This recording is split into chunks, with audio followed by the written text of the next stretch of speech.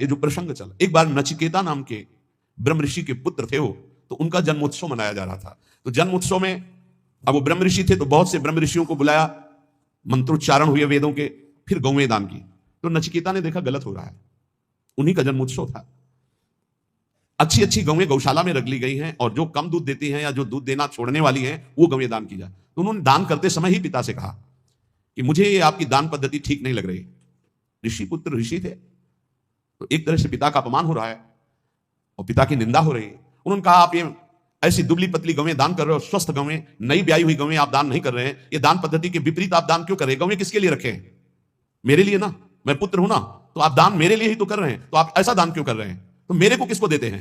मेरे लिए गौवें तो मेरे को किसको देते हैं? तो उनका तुम्हें मृत्यु को देता हूं, जा, बड़े क्रोध में हुए, और जा यमपुरी की यात्रा कर। और वो ब्रह्म ऋषि, एक एक शब्द सत्य होता है सत्य बोलने वालों का, तत्काल यमपुरी के लिए नचिकेता। अब अपराध था नहीं, इसलिए सशरीर यमपुरी गए।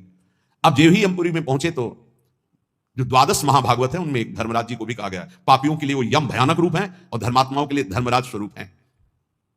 वहां वो थे नहीं, वो ब्रह्म सभा में किसी कार्य हेतु गए हुए थे। उनकी पत्नी ने आतिथ्य सत्कार करते हुए नचिकेता को वहां रखा कि जब तक धर्मराज जी नहीं आते हैं तब तक आप विराजमान रहिए।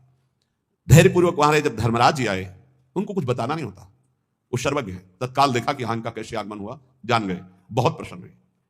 हे ऋषि बालक, मैं तुम्हें हृदय से सम्मानित करता हूं, मेरा आतिथ्य स्वीकार करो। अर्घ दान किया धर्मराज जी ने और कहा मैं तुम्हारी धर्मनिष्ठा, सत्यनिष्ठा और परम पवित्र दूसरों के प्रति सुख बुद्धि का नमस्कार पूर्वक प्रशंसा करता हूं, मैं बहुत प्रसन्न हूं, बोलो तुम क्या चाहते हो? उन्होंने कहा मैंने सुना है कि आपको ब्रह्म बोध है, अध्यात्म विद्या की आप परम ज्ञाता हैं, मैं आपसे आत्मज्ञान चाहता हूं। उनका नहीं, तुम पृथ्वी का सम्राट पद स्वीकार करो, सुंदर सुंदर नव युवतियां रानियों के रूप में तुम्हें मिलेंगी, मैं तुम्हें सम्राट पद में अभिषिक्त करूंगा। मृत्युलोक का सबसे बड़ा बलशाली, स्वस्थ रहकर हजारों वर्ष तक भोगों को भोगने वाला, चिंतित पदार्थ तत्काल उपस्थित हो जाएंगे, जो सोचोगे वही हो जाएगा, ऐसा तुम्हें आशीर्वाद देता हूं। बोले नहीं चाहिए, मुझे आत्मज्ञान चाहिए, छोड़ो, मैं तुम्हें स्वर्ग का देवराज इंद्र पद देता हूं, नवीन नवीन अप्सराएं तुम्हारी सेवा में रहेंगी, स्वास्थ्य भोग वैभव देवता तुम्हारे अधीन रहेंगे, ऐसा मैं तुम्हें वरदान देता हूं। बोले नहीं चाहिए, मुझे सिर्फ आत्मबोध चाहिए, आत्मज्ञान चाहिए। क्या क्या नहीं लालच दिया, जब कोई भी बात स्वीकार नहीं का, आत्मज्ञान चाहिए, तब बोले श्रेयश्च प्रेयश्च मनुष्य में तस् तौ संपरित्य विविनक्ति धीरः श्रेयो ही धीरे भी प्रेयसो व्रणीते प्रेयो मंदो ये क्षेमात् व्रणीते। हे नचिकेता, तुम महान हो। जब कोई भगवत मार्ग में चलना चाहता है तो उसके सामने दो वस्तुएं होती है, एक श्रेय